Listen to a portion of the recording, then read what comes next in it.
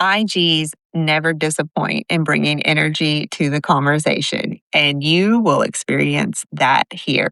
Speaking of IG, we did not really go into the Working Genius framework as far as breaking it down for everyone. We just kind of launched into a Working Genius conversation. So, if you are interested, Justin actually has a code at the end of this episode for you to access his coursework in on Working Genius. And it is a quick way of getting a download on the Working Genius language. So I encourage you to go there. One thing that Justin mentions on here is that Working Genius is very simple. And I agree. And he also recognizes that he tends to take it deeper than a lot of other people. And nothing delights me more than playing around in the Working Genius sandbox. And that is exactly what you will experience in this conversation. Something else that is brought up that has been talked about here and there on Pursuing Joy is ADHD and kind of the link to entrepreneurs with ADHD. Justin has reframed it with ambitious dreamers and hyper focused doers and has put together coursework for that he is launching about the same time that this episode is coming out. At the end of the conversation, Justin asks, can he share just one more story? And of course, I love a good story. I hope you enjoy this episode.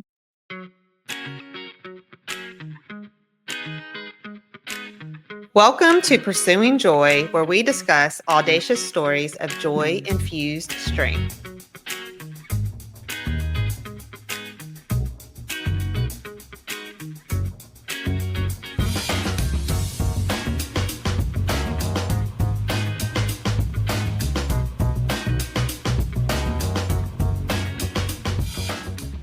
Justin Studebaker. I live in Roseville, California. It's outside of Sacramento. And my genius is galvanizing is my number one. So you'll notice during this podcast, I can be a little excitable, kind of have a lot of animation, energy, and then invention is my other. Those are my top two. So I love innovative new ideas. I can't help myself but be jumping on a whiteboard all the time. And wonder is my high competency. And I truly do not like tenacity, is my lowest frustration. That's doing task administrative work, which you have to do running a business, is the thing that drains me of life. It sucks. It sucks the color out of my face. I do not like it, but you got to do hard things. And actually doing hard things, you get confidence when you do hard things. So it actually helps. That is true. So tell me about using, I guess, all those geniuses as an entrepreneur, how that works, what you have decided to delegate, where you are shining in the entrepreneurial world. So I would say, my galvanizing is definitely my strength as an entrepreneur, like being able to go into a client's team and being able to really connect with people in a genuine way and make them feel valued and understood and appreciated and relevant and understand themselves better and the team around them. So I find that, when I can go into a team and get some one-on-one time and get some small group time to be able to really connect the dots for them around using Working Genius and overcoming some of the 5 dysfunctions that I find that as an entrepreneur, that's probably my favorite thing to do and what I think I've had the most success at. But I'd say within entrepreneur space, wonder and invention and low discernment tenacity means that I hate helping companies around their tactical or their operations, and I hate operations and tactical stuff within my company. So I try my best to simplify things. I use a VA out of the Philippines. I have some discernment collaborators and those that help me figure things out from an administrative and a technology and a back office setting. So I would say as an entrepreneur, being able to rein in my innovation and my invention and wonder has been the biggest thing. Like when I go into a client, being able to help them go to the bigger picture and be proactive has been really beneficial. A lot, I take it for granted. So one of the cool things being an entrepreneur is I didn't understand some of my strengths, and I don't a lot of times value them because they're harder to understand, and they're harder to value because wonder and invention, it's all in the brain. It's all the ideation. It's all the ideas. And Mhm. so I started realizing, oh, these companies, like, they don't naturally do what I do. Their brain doesn't naturally go to being proactive and looking ahead and looking for where's the smoke and the fire that's in the future that's going to impact their business Mhm. down the road. Because most people have what am I working on right now, and getting in the work, they call it getting in the weeds. And that's the area that I hate doing. So what I found as an entrepreneur is like finding the locations or the companies where I would never work for them. Like I would never Oh, right. the Okay. actual industries that I support most are a lot of the industries that I would never actually work there. And but what turns out is like I bring into their company something that they're missing. Like as wonder, invention, and galvanizing in the Mhm. trades, that's Right. probably the Oh, right. three Yeah. that there's the least of in that combination together. Like I've worked with Right. a really cool electrical company, and like they have, 80 some odd employees. Everybody's take the working genius. It helps them put people in the right seats. Like they understand their teams better. But in that, like there's one person who has the combination of wonder and galvanizing, Right. and there's nobody has wonder, invention, galvanizing in their top three within the entire Okay. company that has my combination. And we probably don't want them wondering. You don't want a ton of you don't want a bunch of wonder invention people. They have one wonder invention person with low galvanizing, and he's like their problem employee Okay, yes. because in the trades, in the field, like if you get excited about the very beginning of a project and like how we can all map it out, and then you get drained by actually like getting in and doing the daily work, like you're not meant to be out in the field in the trades. You design Right. or architecture 100%, but so it's fascinating with the entrepreneur space is like it's so counterintuitive, like to be able to think, oh, I would never work with this type of an industry or this type of team, but that's actually because I don't fit that I fit, Right. because I fill in their widget gap that Right. they undervalue or they don't know how to tap into. That makes sense. Do you so when I'm hiring a salesperson, I almost never hire a salesperson with galvanizing as a frustration. And I know from being in the entrepreneurial community and world that a lot of us struggle with selling ourselves or selling what we do. So, you are do you find that you enjoy that piece of being an entrepreneur? That's a great question. And I will say that yes, like I mean, I enjoy not if I have to talk about a structured um plan that I'm going to try to implement for them, but Okay. I hate that. Like if it's like here's our 10-point plan of like how we're going to serve you. I hate that. But if it's like going in and meet with somebody and just being able to be authentic Mhm. and have a flowing conversation and get them really excited and probably end up talking about things I had no idea I was going to talk about before the meeting, but they leave inspired and excited and going in maybe a different direction with hiring me or working with my company. Like those types of times where I am selling myself, but it's in a more kind of like organic way. That's where I thrive. Okay. So I think depending on what your combination is with the galvanizing, kind of speaks to like the types of ways that you sell yourself well. Right. For example, if you're a GT, they're your closers generally. So T Oh, is the closing trait. I always thought sales, G was the closing trait for okay. sales. G is not the closing trait for sales. If you have somebody who is high galvanizing but low tenacity, they're not your closers. Okay. That's actually Okay. the T that's the closer. That makes a lot of sense now that I That think blew my about it. mind when I figured that out.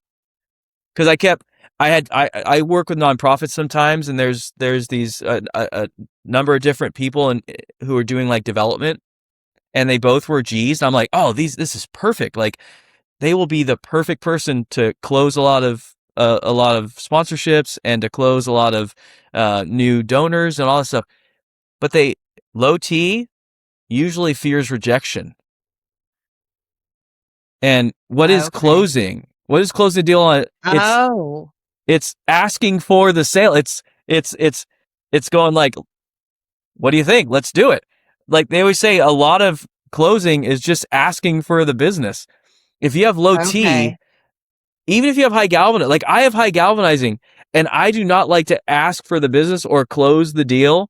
I like to close the deal, but I don't like to ask for it because there's the fear of rejection, and Okay. that's a big thing. And so I find that the people I've met, if you have high T, you don't suffer from rejection, sensitivity, dysphoria nearly as much. And that's a newer concept that's just been really cool to understand around the ADHD side of things. So Okay. so when you understand like what's their fear of rejection level, have they gotten to a place where they don't fear rejection? Well, that's the salesperson. They could be high G and let's say low T, and you're like, oh, great salesperson because they're high galvanizing, but they can't push through hard things to close the deal, and they kind of like lose steam as they'll make a lot of. I'm as a guy, I will talk to tons of people. I will love the conversations. I'll get them excited about what we're doing, and then half the time I won't actually get it because I won't Okay. I won't That's close yeah. it. That is okay. Yeah, I'll have to sit with that for a minute. That's very interesting. And I just recently I'm posting here soon a podcast that I did with a teacher that has started doing an activity. She built an activity to discover students' geniuses without them taking the assessment. Like Oh, I that's brought all awesome. four of my children on here for her to assess with this activity, and I'm pretty sure based on that I knew my second daughter had tenacity, but I feel like she's probably a GT and she doesn't give a rip what we think about her. Right? Like, she's just like, Yeah. I will drive this home and you take it however you want to. It's good and it's bad. It's like it's right. Like GTs can be the bull in a china shop, but with a little bit of self awareness, they're like they can be amazing because Yes. they will just keep driving and they won't stop. You know. Yes. And I have associated the GTs with kind of like a military persona a lot of the time, as well. Have you heard of the book Driven by Mm, Dr. Douglas Brackman? no. So I recommend like checking that or sharing that with the audience. Basically, I've been studying it. It's awesome. It's about military. It's basically military entrepreneurs and athletes. It's like what are the high performers and what's those traits that a lot of them have. And so it's called Driven because it's basically the ADHD individual. Now there's Okay. different subsets of neurological wiring for ADHD that ties into working genius and those different combinations of geniuses and frustrations, right?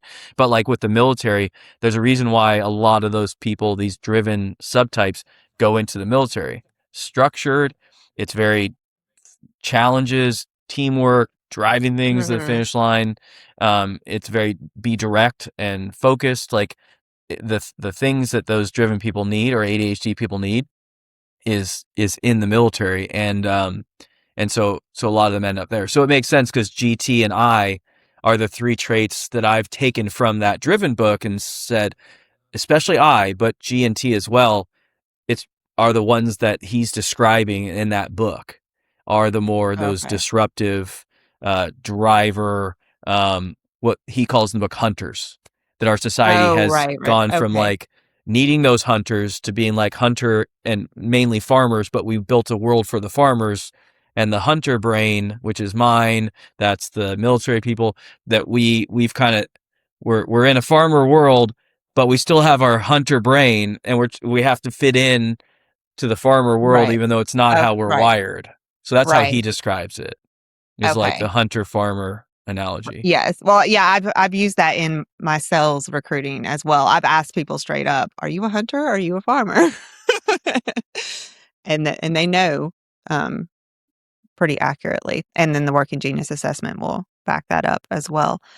Yeah, Um, okay, so I want to go into I want I was going to go in a direction of why you settled on working genius for your consulting, but I want to back up and kind of end there as far as because you brought up sure. ADHD a few times now, and I know that's a lot of your journey.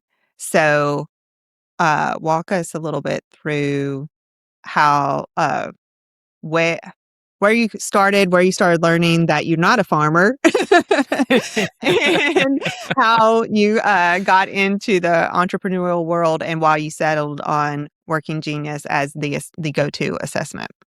Yeah.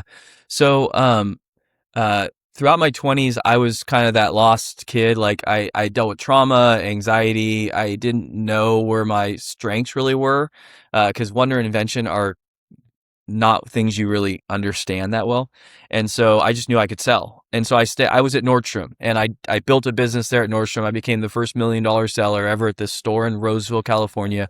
And I built a charity for foster youth around how to dress and succeed getting out of Oh, high school okay. into college, and being able to overcome the adverse realities that foster youth just deal with.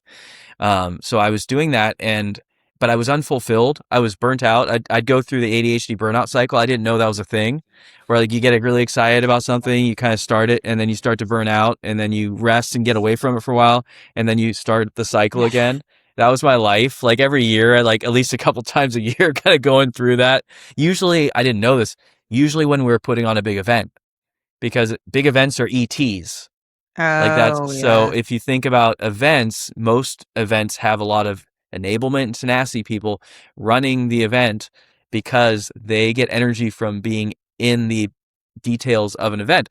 I start Mhm. draining and dying. So all that being said, I knew I was unfulfilled. I didn't know I was a hunter. I didn't know I was just knew I was unfulfilled, burnt out, and kind of anxiety and stress and not in a great place. So COVID hit, and I was like, I'm a Christian. I was praying a lot, like, Lord, what do you have for me? And I just felt that this was now or never. So I started getting my master's in human behavioral psychology at National University, and that was when someone introduced me to Pat. And I was so Patrick Lencioni. For those of you who don't know Right. who Patrick, he's the founder of Table Group. Your audience knows this, I'm sure. Yeah, my children actually are very familiar with him I based on bet. how much I talk about him and the Yeah. ads that pop up for us. Yes. So when they introduced me to him, it just all came together. It's like, oh, the idea of employee engagement and health and how we build people, and that people build businesses, and that if you can inspire and develop your people and create clarity, alignment, that will turn into a really successful business. And all these things I had already been talking about, thinking about, but it just put words to everything that I was thinking. And so that was around the time that I started diving into stuff. And then they came out with Working Genius. But it was just the beginning stages. And I was like, this explains my brain. This explains why I don't think I have any value. This is why I like beat myself up, and I shame myself because I have low T, and I'm like, I'm a waste of space, when I'm not Mhm. motivated to like finish tasks and the world is filled with them. And so that was really a turning point. I was just like, this explains for me so much about my life and about how, how I'm wired. And I was doing it with my family, and it was helping my relationships with my dad and my mom, and started bringing it into Dress to Soar, the organization that I was running. It made that our last big Oh, event so okay. much better for me because I was able to kind of identify those people that actually should be running that event and Right. let me kind of step back a little bit. Um, and so, And so that journey took me to just fully dive into Working Genius over this last 3 or 4 years. But it wasn't until I was still struggling with a lot of stuff, especially being an entrepreneur, like running your own business, having, one employee or one VA. It's like, you're having to wear all the hats. And so right. It brought up a lot of things of my struggles. And I couldn't understand why I'd get motivated one day and then be totally drained the next, and why I would be um like always wanting something new and novel, and why I love challenges. I couldn't just sit still, and the shame thing I talked about, and that fear of rejection, like all Mm-hmm. these things. I'm like, there's got to be a reason that why I feel like I'm such like a fish out of water and I don't understand myself, like, and so I Right. started using AI, and I had gotten AI over the last like 6 months, and that's been really, really cool. It has its challenges, but it's been really helpful. And I just was like off a whim. I think it was the Holy Spirit, but it just was like ADHD characteristics. Give me what the ADHD characteristics are. You found that out through AI, like just AI. type? Oh my Yeah, I gosh. just was like, Okay. I'm thinking maybe there's something with ADHD. I don't know why it can't. I hadn't really looked at ADHD. I didn't even know anything about it. I was just like, let me look that This up. is a brand new discovery. Is this what you're telling me? Yeah, I'd never Okay. done. No, this was 6 months ago. I knew nothing. Okay. I literally just was like, I wonder, like, I'm this me. I don't understand. Like, maybe it's something can explain this. So it was like when Amy was like, "Why are you the way that you are, Pat?" I kind of had that moment. I'm like, "Why am I the way Okay. I am?" That was my wonder moment. And so I looked it up, and it gave me 18 characteristics around ADHD, and I checked off every single box, every single Oh one. yeah. And Yeah. I'm like, I don't even have to go to the doctor. Like, maybe AI is my doctor. Like, every single one, I just knew I had it, and it just explained it. Like, woo. And since then it's been like, I can't say it's been like, oh, everything's just perfect now, but it gave me language, and then I can Mm-hmm. look at some of the experts, and I got certified in ADHD coaching, even though then you have to take all that knowledge and actually like apply it, which is the hard thing. But it's opened my eyes, especially around my unique brain wiring, yours, like everybody, that like ADHD. And this is what I want to do more in 2027, is help people see that, yeah, it is a challenge. It's not a disorder. Right. It's not a disorder. Yes, it can show up in anxiety, it can show up in shame, it can show up in so many bad manifestations, but it's not. It's just how your unique Working Genius frustrations show up in your life, and then how your geniuses, when you're not understanding them and disciplining them and regulating them, of how those show up in a bad way in your life. That's what ADHD is. It's just certain combinations are more rare in our world, like mine are. I think IG it's only like 4% of the population, That's so funny. I'm 4.5. surrounded by them. But it must be That's the so funny. environment I've just decided to put myself into. A Yeah. lot of Well, entrepreneurs are IGs. yes, entrepreneurial space is invention in particular is going to be, it's high IG. That's why there's so many entrepreneurs, I think, that are undiagnosed ADHD, because if invention is the number one genius that I've noticed that is ADHD, then, and inventors are naturally, they want freedom to create, they want to do their own thing, they want to blaze a trail, they're not Mm-hmm. really resistant to risk. I mean, they don't, risk is not as big of an issue for them. Right, right, right. Especially if you have low discernment like me. You're just like, possibilities, Yeah. possibilities. Woo! Yes. Yes. Yes. Yes. Yes. I totally believe that. So that's been, so it's just, but now it's like, do the hard work of like implementing it into your life, and all these different strategies and tools. I create a leadership growth assessment around ADHD, specifically to try to help people like define what is their ADHD challenges, understand their blind spots and their pain points, and kind of their struggles. And then, okay, so you define it. Now here's potential strategies to overcome it, because you have to define it. We have to Right. understand it. So yeah, so that's what got me where I am right now, which is kind of at a crossroads of like, ADHD coaching as an entrepreneur and go down that road really full bore of the next, or stay in kind of the working genius organizational health, developing teams and strategy realm. So, you go down those forks of the road as an entrepreneur, and you have to figure out which, or you do all. It's like, and which is Right. most Oh adventures. gosh. I know. Oh gosh. Yeah, Why I have. choose? Just do it all Yes. and then burn Yes. out. Yes. Yeah. I mean, I am a few things there. So, one, think of who you needed during that time of success, because what you're describing is, I don't think a lot of people are attuned to. If they're successful, then they think they're doing the right thing. They think they're fulfilling their purpose and their calling. And you were successful, but you were feeling the lack of balance, or what were you feeling? How would you describe that? And what gave you what how did you give yourself permission to Yeah. go a different direction?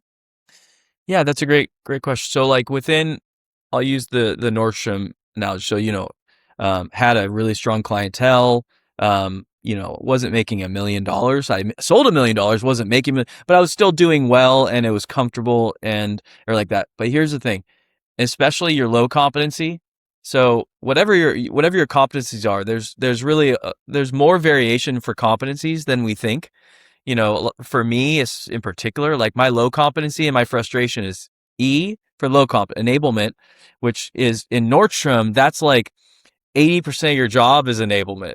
It's like, it's moving around and serving people and meeting them exactly what they need in small talk and, oh, let me help you with that. Oh, Yes. it's like, it's that. And then it's like a lot of tactile, like you got to bring people up, you got to put stuff away, you got to do all the, Hmm. so I was in a role where it's like, yeah, I was able to galvanize some, definitely, and it led me to be successful. But I was spending more than 50% of my time, maybe 60 to 70% of my time, in my low competency and my frustration. So I think a lot of people, and I've seen this over and over again. I had a friend who's like, he's a WT, so he did well in sales. Again, he didn't have high G or E, but he had high T. So like he could close the deal. But he was Yeah. starting to burn out because he was having to do more and more of like kind of just connecting with people, and Right. it was more relational now. He's working with a lot of nurses and trying to build those relationships in the hospitals. He was in the medical space. Hmm. Um, and so same with me. It's like you can do it. Success is not the thing. Like, does it feel like play, and is it energy giving? Like, because at the end of the day, like there's so many successful people, but they look at their working genius results and they realize that they have, let's say, like T as a low competency, and they're in finance. I have a guy like that I'm working with, a client. Like, he's a finance guy who has to do a lot of T, And and he has a frustration. it's a low competency. So he Oh, low got competency. Yes, yes, so yes, he yes. did it for a long time and he could do it, but thankfully for him, his role is changing to more strategy. But a lot of people, that'll happen. And so what you're good at, what you get really successful in, that falls in your low competency and your frustrations, that is the most destructive thing, especially the low competency, because you're good at it. And you're like, but I'm so good. Hmm. And then everyone goes, but you're so good at it. We're going to promote you to do more of that you're so good at. And you have your career in that space. So it's such a vicious cycle. And I think a lot of people fall into that. And I've had that. I mean, I transformed my whole career. I wasn't in consulting. Like, I didn't do any of that work. I had to go back to school. I had to like cut my teeth on it. I had to do the working genius thing. I had to learn all it to get to a point where now I can do more of what I actually am meant to do. But it's a Right. hard process to get there. Right. No, definitely. And you and I discussed uh, the the way this lands with people as I say it. I love it. So I love having this discussion. Yeah. So the my thought process, or my theory on the geniuses versus the competencies, is that your geniuses are your calling and your purpose, and then your competencies are what are based on the environment you were brought up in, like kind of nature versus nurture, and the things that you are good at and probably the competencies praised for as well as you're growing up. And so my competencies are IG and my geniuses are WD. And I have, so when I operate in IG, I'm typically operating out of a non healthy response, out of a fight, flight, or freeze. Not freeze, fight and flight, because that's what IG helps with. And you go and you make, because if I don't feel like my wonder and discernment are being appreciated, or someone isn't receiving it the way that I would hope, or the way that I would be invited in. And then the IG shows up for me Hmm. in that way. So you were just discussing, especially that low competency. You're good at it. People are praising you for it. Do you see, and I know one of your low competency is E, right? Is it the Hmm. enablement? And so my oldest daughter is the same. And I know that comes Hmm. from being the second in command here and me relying on her quite a bit. So can you speak to that a little bit uh, in your journey or on your path to this place? Yeah. So what you're saying, like with the environment, for example, like with Nordstrom, I think it's definitely like more of an enablement space, right? It's definitely you're not supposed to ruffle feathers. You need to play nice with everybody. You want to make sure that you're not too direct or you're not too like forceful of getting all the customers and being disruptive. And Mhm. so I leaned more into my competencies. I had to. Like I felt like it was who I was, my true self, like you said, my true calling or my true identity, my true authentic self. Our true authentic self is in Mhm. our geniuses. That's why the personality pairing, that description, it's like when you hear that, you're like, oh yeah, that's truly who I am. But I've seen for myself and another friend who worked for a law firm, and he was a T as his competency once he figured out the truth, but he was in a tenacity focused law firm. And Oh, so so right. so he had to almost believe he was a high T guy, and he even did the Working Genius that came out with T as the top or number two. But when he owned his own company and he realized that he didn't have to hold that weight and that wasn't really who he truly was, he was actually a DG and he got to do a lot more sales and activating. You talk about the best combination for sales, DGT, like in terms of like getting out and getting Okay. that's that's the sweet spot for sales. If you want like an amazing, like in real estate, I help some real estate companies and that combination, um, the W and I can be you can still be successful in real estate, obviously with WI, but the people I've seen, WIs are better off as like owning a real estate business and having a team Okay. underneath them than that they are doing that long term as their business. Because I've seen that multiple times where that's not sustainable. Like if That makes sense. Okay. so, so basically, what you're saying, I agree with. I think your genius is your primary who you are, your energy giving, life giving traits. When you get stuck in your frustrations or you feel or your competencies and you feel like you have to almost like make that your identity, we call that a mask within Oh, the yeah. ADHD. So I began to wear masks, and within that mask of kind of trying to be an E guy, like trying to be somebody who's like kind of responsive and passive, and maybe not passive, but just go with the flow and just like, what do you need? And just, that's not who I am. Like I'm a more dominant. I try to come across dominant, but like I can be pretty dominant when I need to be, but like I feel like I couldn't be my true self. And so I would freeze. So you do Okay. so if you're responsive to your competencies, you're more likely to freeze. I think, Yep. and I can and see that that. because it's much more that responsive way of being to be a little more like subdued. Also, it also can play into what you've experienced. So I dealt with bullying and other things, and so that also impacted the freezing and things Right, it like would that. make you, like, stand down, I would think, not It does. be in the Yeah, like, when you hide. feel like you don't have a place to go where you can get away from the issue, you do whatever you need to do. You either fight, freeze, or you flee. And there's the fourth Right, one, fib. I didn't know till recently there's the four F's actually. The right, and the fib is, one fawn, isn't it? Is that huh? what the fawn? Fawn? Yeah, where you, Is that a like, fifth kinda one? I didn't know about the fawn I one. don't know, That's that I feel like I hear something new, and I'm like, "Oh, okay." Yes. so I agree. I mean, I hadn't really thought about it like that fully, but but you see that in companies. Like if you feel like you can't bring certain geniuses aren't valued in your company, then you're gonna kind of like mask yourself and bring into that business what's acceptable within that Right. environment, and you're not going to be your fully authentic best version of yourself. That's why Uh, trust is so important. That's oh, why it's yeah. such a Yes. foundational thing, you know?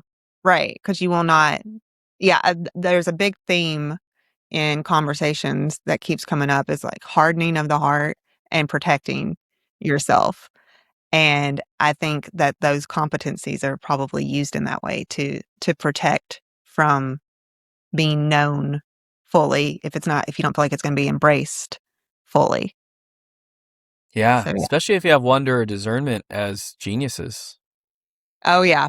Yeah, I'm lear I am giving myself a lot of permission lately myself of, okay, I don't I don't crave the spotlight, but uh, if someone else or, huge leadership roles, but if no one else is there to take it on, then I'll do it. Yeah. Um, We and G's crave the spotlight. yes, yes, and so the wonder and discernment, I realized even, like, I'm like, "Okay, I can slow down. I do not have to show up in this, you know, bull in a china shop kind of way, Yeah. just because I feel a certain way." So, you a lot of what you were saying, I'm thinking about this was another thing that made me lean into I've talked to my brother about I had him take the working genius, and I was in a relationship last year where I felt like now looking back, I was like, "Okay, I was afraid, and I was showing up in my competencies, and I think the person was also showing up in competencies as well because I was like, 'Go, go, go, go, go,' and it wasn't who I truly was. It was how I was a reaction versus a response. And, when you said freeze, I was like, "Oh," I was actually bringing that, the freeze out of Mm, that person. mm. And the go and do and make things happen and make things change is what was being brought out of me. Well, and I'd love to speak to the tenacity frustration people out there because I think that's that's a that's a big that's a big thing. Oh, yeah. It yeah, because I mean, I admire, I am jealous, I believe the tenacity is what matters. Like, I have to talk myself through that as to this is the real work. You're doing the fake work. Right? And I think that's if you have lower tenacity, and that's why that's such a key part of ADHD of low tenacity because task activation, follow through, shame, being able to have steady energy of focus and execution, like all those things is what the world, like what the world values, and then the subset is like then we start to have these negative, distorted views of ourselves because we've been told they say it's up to like 20,000 times to your life, like a corrective something Oh. around that you're not good enough or that you have so much potential, but you can't quite make it because because you're smart. And I think what I started looking at is like how can I how can I try to value like the productivity of all six of the geniuses in myself, and trying to do that a little more with other people too. Because when I start like writing down some of the things that I accomplished that wasn't tenacity, but that's like built a really cool relationship, had a great conversation, like came up with a new idea that for the business, like thought of a new way of doing something different, got someone really excited about doing work with me. And I started actually tracking that a little bit more. It helped. It started reducing some of my shame and judgment on myself. Because if you look at your task sheet and you got 5 things done that's like tenacity oriented, and then you're like, well, that was not very productive. And you think about all the productivity that happened in your brain and all the productivity relationally that happened, Right. and you're like, no, that was actually a really productive day. I'm only just seeing it through one lens, and Right. that creates I think, a lot of anguish in our lives. I think that's when I think you posted about that, something of like tracking that in the Mighty group. And that's when I reached out to you. Cause so you started tracking the more of the IG activities, right? You started making notes so that you knew what you were Yeah, accomplishing. yeah, some like IG and I'd say W too. Like, Yeah. what am I kind of just slowing down to think about too, but mainly in the IG. Yeah, I mean it's focused mainly if you have a genius that's not in the like the ET category of activating. I mean of execution. Right. Because I still drag myself almost like I'm purposely masochistic, like towards tenacity stuff of like my email or like tasks, and I don't almost like give myself the grace or the blessing to do more of the things that are actually in my geniuses. It's the weirdest thing. It's because I value those things Mhm. so high, even though it's what drains me and frustrates me. Yes.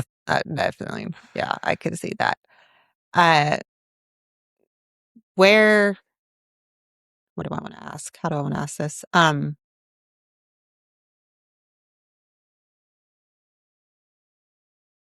hmm, hmm, hmm, hmm. What would you say, well, 1, do you know your other assessments? Like, do you know other like Colby or, Enneagram or any of that?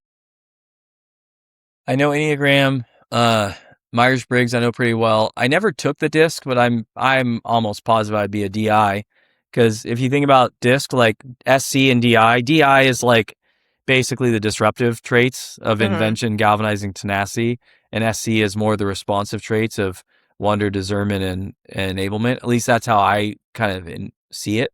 And then Myers Briggs, I'm a INFP.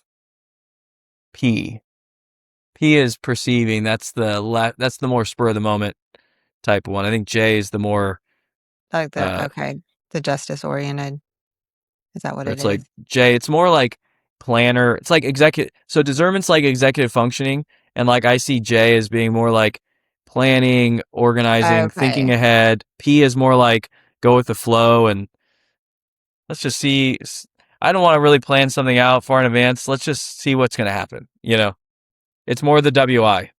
So, knowing those things, why did you land on Working Genius, or knowing about those other assessments, why did you land on Working Genius for your consulting specifically? Because it's just better. I mean, it's just better. I mean, if you look at like Working Genius, I like because it's more of a productivity tool. So and it's simple. Like it's simple enough that even I could understand it, and that's a lot to Right. ask. Yeah. Um, no, it's like if you look at a team to use something, like it has to be simple enough that the team can all grab onto it. And like when you look at a lot of the other assessments, it's like how do these all fit? But then how do they fit within how you get work done together? And I just saw them more as like good for personality, but even with that, like remembering it all was complicated to me for a lot of those. And and I felt like with Working Genius I just got it, and it was Right. like, oh, that makes total sense. I like 3 stages of work, 3 types of energy and fulfillment, from a lot to a none to a negative amount, and it all fits within the workflow, and so it can be both for productivity but also for some level of personality. So it was it just made a lot of sense. And none of the other ones, because in my master's degree, I had a class. It was on consulting and a lot of these different assessments, and they had Myers Briggs and a couple other ones in there that we were supposed to use, and none of them helped me understand how, as my team, that we had a group team, how we were going to give each other the right work and how we were going to actually work together. So I told my teacher, I said, there's this new model I got certified. Can we use Working Genius on this thing? Because these other ones, they don't work to me of what I need for my team to actually work well together. And this, I think this will be great. So I had them all take it, and we had the top grade, and it went really well. And so after that, I was like, yeah, this is better than the other ones.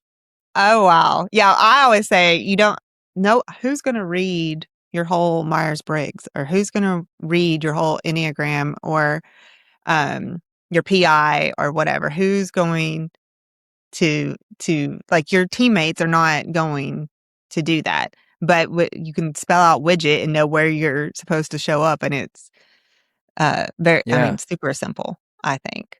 Uh, yeah. The something challenge I else. find, I don't know if you've experienced this because of the WID, is that I take things and go really deep. So with Working Genius, like, you can do it really simply, but then I take it in like 50 different directions of all these other things, and then I make it complicated. So it's so I turn it into a complicated model when it doesn't need to be. It's actually Well, I think personally everybody can dig into themselves. I think they should. I mean, I have analyzed it in several different ways. So with my WD, there was something that I wanted that I felt was a gap in my recruiting, and I brought it up to a podcast guest. And I don't remember. He knew what his geniuses were, but I don't remember what they were. But he built a software based on something that I was wondering about, and Mm, and I get to test it out here soon. But I got emotional when he told me that. I felt it. I was like, "Oh my gosh." But it was because someone finally took something and made it into something yeah, for that I could use because I was never going to be able to do that. And it was literally, you know, the whole purpose behind showing up and work in a certain way in a certain order. I mean, yeah, visionaries are kicking themselves all the time, right? For being in the clouds or not showing up well or not being employable. And when you have the right person on your team to take something to another level, it was a really crazy moment for me just because I haven't had that. Well, a great example of that same thing. Do you know Stacy Rudin? I don't know if I'm saying her last name No. right. Rudin. She's a she's a certified Working Genius. She worked for Leader for a year, and now she's started her own business. But she was a certification group that I was in. She was the founding certification group, and we've been Oh, friends. And okay. That's right. and You were so OG, right? yeah, OG level first group. Got a chance to go through Working Genius with Pat. It was awesome. Um, but I was bringing this up because within one of my clients, like, they want me to help with some more on the tactical operational side of like how they implement some of this Working Genius, different things like that. DET, tactical operations. Those three traits are the ones that you really need to have for more of the tactical operational type efforts. G is important there to a degree, but not of like how do we create the structure. Right. And so I'm looking at like bringing her in because she's a DE and T is a high competency Okay. we really make the perfect widget if you could within this. And Right. so I'm planning on bringing her in because you have to know where those weaknesses are, and then it like activates her and it activates me. Just like you got activated because that person who's much more of like an executor, like, was Mhm. able to use your wisdom and your insights and your clarity to then drive a path forward to execution. Yeah. So just a great example of another one like that. Right, yes, and I mean, I want to start thinking more like that because so much more could happen like that. Oh, Um, totally. So many things I don't do because I know what I have to do to actually implement it. right, And I have zero interest in, like, this leadership growth assessment.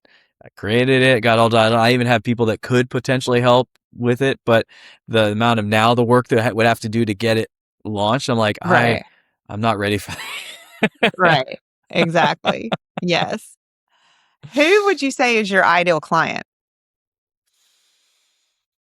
I would say my ideal client is, like, number one, that they are people first. Like, if they're a leader who cares about their people, like, they genuinely want their employees to have a good life, like, and they want to develop them within the company and help them find energy and fulfillment in their work. That's, like, the number one ideal client litmus test, is like, are you a leader that's willing to learn and grow, and you want to develop a quality, healthy organization that's going to have success, but not just profitability, but for your people. So number one, people and purpose. That's deal breaker number one. But the main thing is, like, I like working more with small to medium sized businesses. I've worked with some organizations that are, like, more in the governmental space, but Mhm. but they still have that people first kind of an attitude.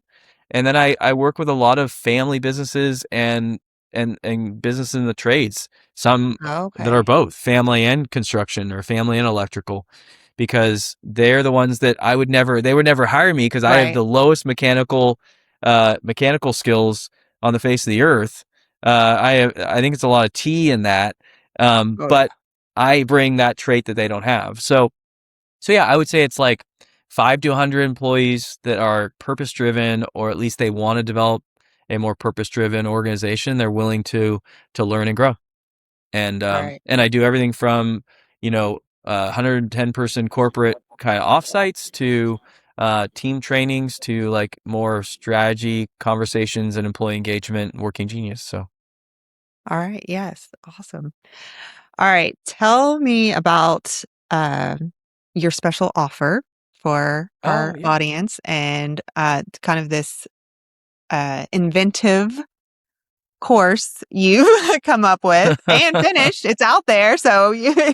Yeah, yeah. So basically, like, I came up with something calling the Working Genius Advantage course. And basically, when I was getting my master's in human behavioral psychology, I started studying, like, behavior change. And many times people won't finish something because it's too complicated or too much friction that gets in the way. It's too long. It's too, mainly, yeah, too long, too challenging to do it. So I created a course. It's 7 sections, 2-minute videos.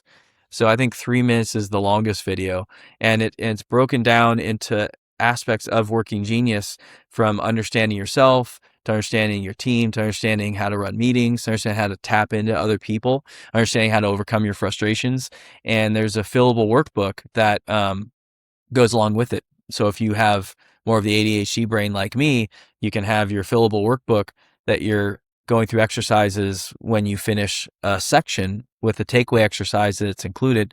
And it only it takes like two hours the most to get through the entire course. And so it's a great onboarding tool and to help employees who come into a new company, or you just have a leadership team, you're going through Working Genius, but you need to reinforce things, what Pat talks about, up to 7 times. Mhm. And so it Right. creates that reinforcement alignment around what you're learning.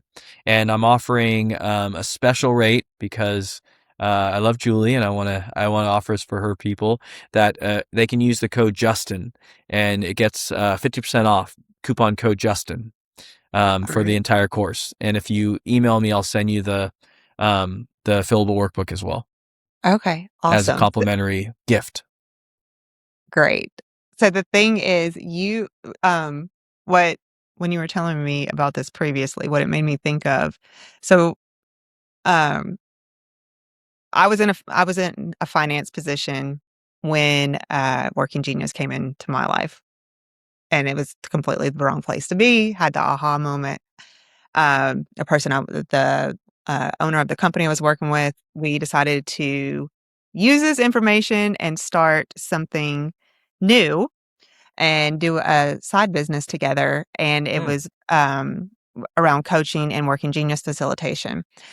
During that, what I where I got my like epiphany of how I wanted to use working genius, I kept noticing that when companies would drink the Kool-Aid and then become fully immersed, spend all the money and the time, and then they would fall off the wagon. Uh, And I really loved those conversations of like how where was this? Let's look at your team maps. Let's bring those out again. Let's get the language going again. Those one-on-one conversations are like 1 to 3 conversations. I love And those. then yes, yes, that's my happy place, I've Me too. noticed. Uh, and then I realized as going into that with my wonder and discernment that it was when new employees would come on board is where things started getting watered down because they weren't necessarily introduced to the system. Yeah. So that's when That's I decided to merge that knowledge with my geniuses and go into the recruiting and use Working Genius for that. But that your course and what I was looking at, this is perfect for the onboarding of an employee. This is a perfect way to stop that the watered down or the language being lost within the company. I think it's perfect for that. Well, I'll use a really cool example that will tie into supporting what you're saying and for companies to buy into what you're doing and the impact is like I have a electrical company I work with. They had a couple new office employees, so they took the assessment before they had the report.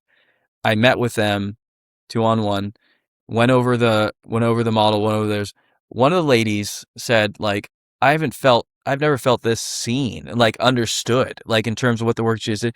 And she Right. said she had the printout report. She like threw it in front of her husband. She's like, if you want to understand me, please read this. Like this would be really and and because it's actually great for marriages. I do like working genius for families and it's so cool like if you get all Oh the family yeah. members together. But my point is like if you do just the videos with them having the report, that's awesome. um I find also just like a session with somebody who knows it and is able to explain it, if they have a little galvanizing, that's helpful because it gets them inspired. But making that employee feel valued and seen and understood when they first start will have exponential impact on the business, Mhm. right? You won't be able to measure it in the beginning, so companies don't want to invest in it, but you will know by the fact that that employee is like bought in, on board, the first one to get excited, they're moving things forward, they're productive, and they stay, you know? So, Yes.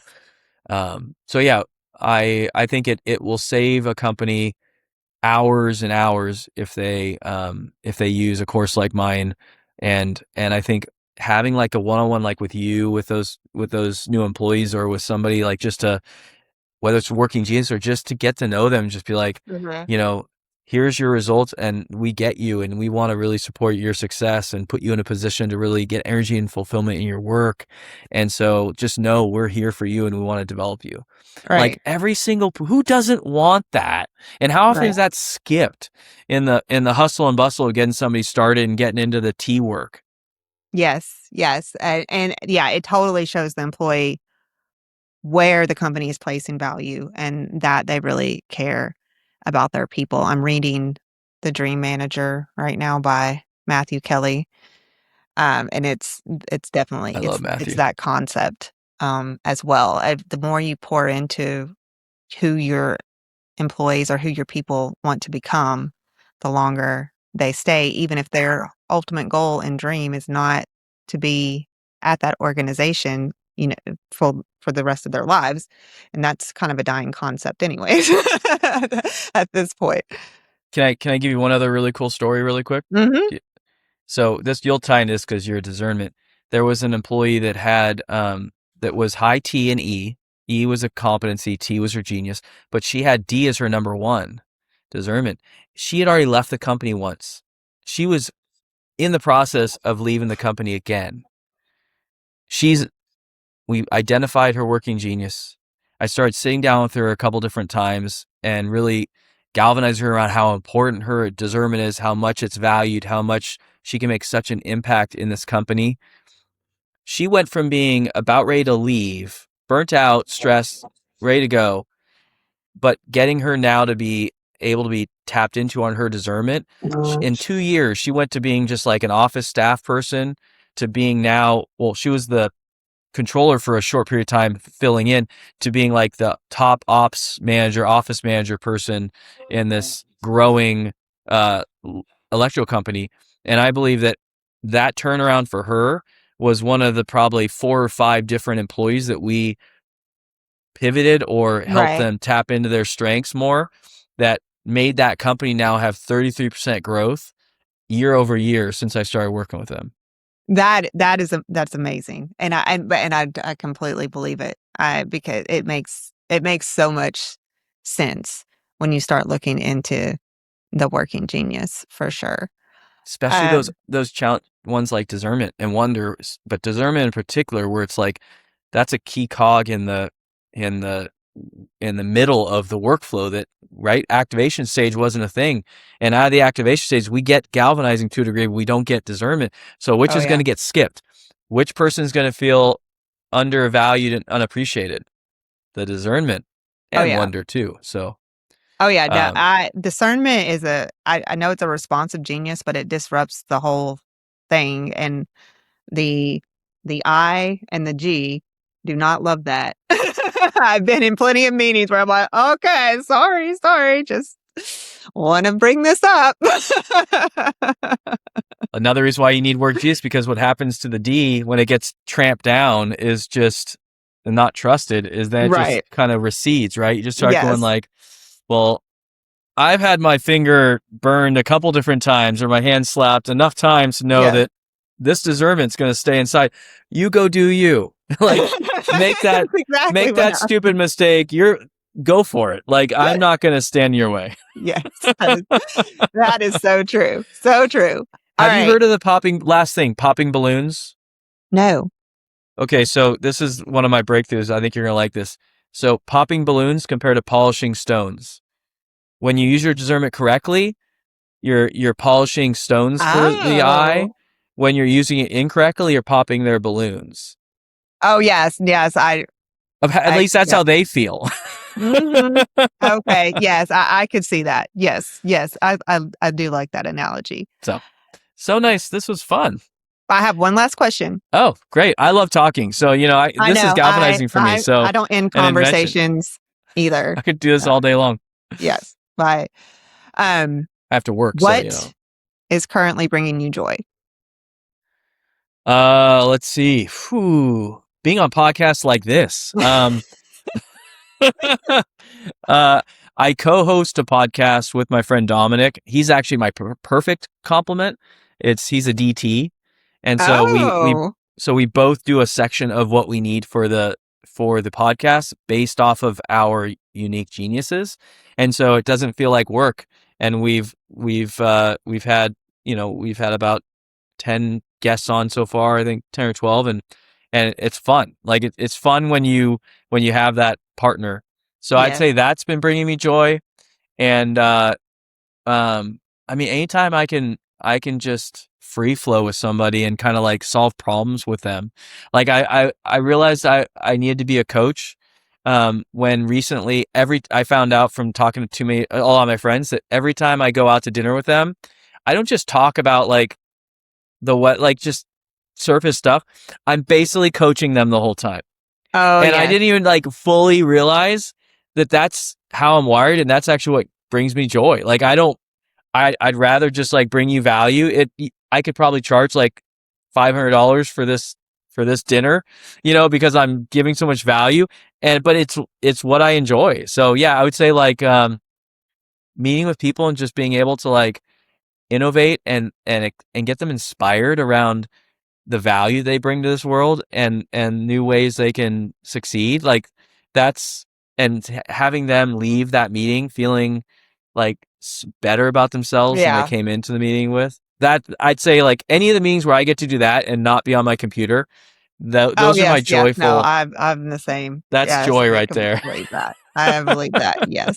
We haven't even said the name of your company. What is the name of your company? Oh, So my company name is Symphoneo Consulting. It's actually Greek for like two or more in harmonious agreement, which is basically like having a cohesive team.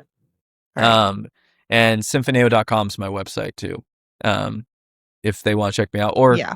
find me on LinkedIn, all those other lovely Yeah. We'll sites. I put that mean, up. And yeah, I know all entrepreneurs, they put a lot of thought into the name of their business. So there's always something it's behind always it. something, right? If I had learned the lesson, I would not have made that the name though, because no one knows what it means. So like, Oh, yeah.